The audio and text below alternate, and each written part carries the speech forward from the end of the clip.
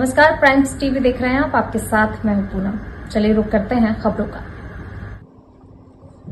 बाल पंडित सुधीर कृष्ण शर्मा का वृंदावन में भगवत कथा अध्ययन पूर्ण कर महिदपुर नगर में प्रथम आगमन पर भव्य स्वागत किया गया। पंडित सुधीर कृष्ण शर्मा का वृंदावन में 2 वर्ष तक बांके बिहारी गुरुकुलम में माधवानंद भागवत महाविद्यालय में अध्ययन कर भागवत व्यास की उपाधि प्राप्त कर आज प्रथम बार नगर आगमन हुआ। नारायणा रोड से ढोल पटाखे के साथ फूलों की वर्षा के साथ लाल मंदिर कॉलोनी तक चल समारोह के साथ स्वागत किया।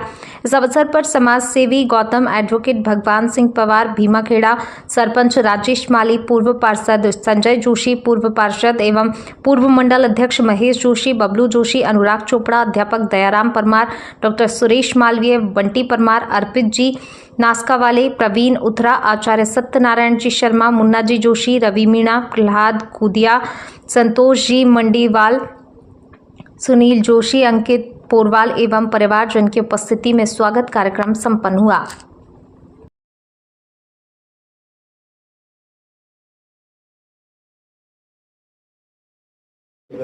मैंने श्री धाम वृंदावन में श्रीमद् भागवत का अध्ययन किया और गुरु जी के शरण में रह के मैंने सब ये कार्य हुआ है। और कहा जाता है कि वो इसी धाम वृंदावन में रह पाता है जिन्हें ठाकुर जी की इच्छा होती है। यदि ठाकुर जी की इच्छा नहीं होगी तो वो एक पल भी नहीं रह सकता है जी।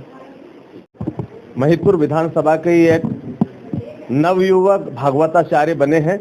सबसे कम उम्र के हमारे इस महिदपुर विधानसभा क्षेत्र में अगर भगवताचार्य हैं तो ये हमारे सुधीर कृष्ण शर्मा साहब हैं। इन्होंने 2 साल तक अपना प्रशिक्षण लिया, गुरुकुल में रहकर गुरुकुल के नियमों का पालन किया, गुरुकुल के आदर्श का पालन किया, गुरु जी की शरण में रहकर, गुरु जी के चरणों में रहकर वहां पर उन्होंने श्रीधाम से पूरे 2 साल का भगवत जी का हमारी पूरा एक प्रशिक्षण लेकर एक पूरा उसका अध्ययन करने के बाद में गुरु जी का आशीर्वाद लेने के बाद में आज के लिए हमारे महिदपुर में पधारे हैं। इनके प्रथम आगमन पर इनके गृह प्रवेश में मैं शामिल हुआ और मैं भगवान से प्रार्थना करता हूं कि इनके उद्गार, इनके उद्घोष और इनका जो एक संभाषण हम लोगों को मिलेगा, जो प्रवचन हमको मिलेगा पूरी विधानसभा क्षेत्र को, पूरे मध्य प्रदेश को, पूरे भारत को। सुधीर कृष्ण शर्मा साहब के बारे में एक ही बात कहूँगा, पिता तो इनके हमारे ग्रामीण विकास में एक सचिव हैं, मगर इन्होंने अपने जन्म और कर्म से एक ब्राह्मणत्व का जो स्वरूप अपने आप में स्वीकार किया है, ये हमारे सबके लिए महिदपुर विधानसभा के लिए गौरव की बात है।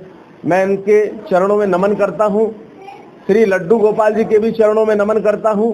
अब इनके प्रवचनों का लाभ हमारी पूरी महिदपुर विधानसभा को और पूरे मध्य प्रदेश को मिले, यही कामना करता हूँ। भगवान से प्रार्थना करता हूँ, श्री कृष्ण भगवान से, कि भगवान इनके मुंह में सरस्वती विराजे, इनका किया हुआ हर शब्द सत्य हो, इनके दिए हुए आशीर्वाद अक्षरशः सत्य हो और इनके द्वारा दिया गया प्रवचन हम सब लोगों को नया मार्गदर्शन करे। मैं बहुत बधाई देता हूं हमारे माननीय मंत्री जी ग्रामीण विकास के कैलाश शर्मा जी को। आपने और आपकी पत्नी ने एक ऐसे पुत्र को जन्म दिया है जो आपके ब्राह्मण कुल में जन्म लेने के बाद पूरा कर्मकांडी बनाने का आपने काम किया। माता पिता का सहयोग, पहले शिक्षक और पहले प्रशिक्षु वही रहते हैं जिनके द्वारा एक प्रशिक्षण दिया जाता है। आपने अपने बच्चे को वहां भेजकर 2 साल तक जिस तरह की तपस्या करी है, जिस तरह का बच्चे ने वहां रह के उनका पालन किया है, गुरुकुल के आदर्शों का पालन किया है और निखर कर आज हीरा बन के हमारे बीच में है। पूरी विधानसभा को इनके प्रवचनों का लाभ मिले, भगवान कृष्ण की सेवा में रहें, मैं बहुत शुभकामना करता हूं और उज्जवल भविष्य की कामना करता हूं सुधीर कृष्ण शर्मा जी के लिए कि निरंतर आगे बढ़कर पूरे समाज को, पूरे सनातनी हिंदू धर्म को लाभान्वित करेंगे। बहुत बहुत धन्यवाद। जय श्री कृष्णा। हमारे बीच में हमारे वरिष्ठ भगवान सिंह जी पवार साहब एडवोकेट उपस्थित हैं। मैं उनसे भी निवेदन करूंगा कि इस बालक को आशीर्वाद दें। अब हम तो पैर छूते हैं बालक की, हम लोग तो क्षत्रिय हैं क्योंकि ब्राह्मण है।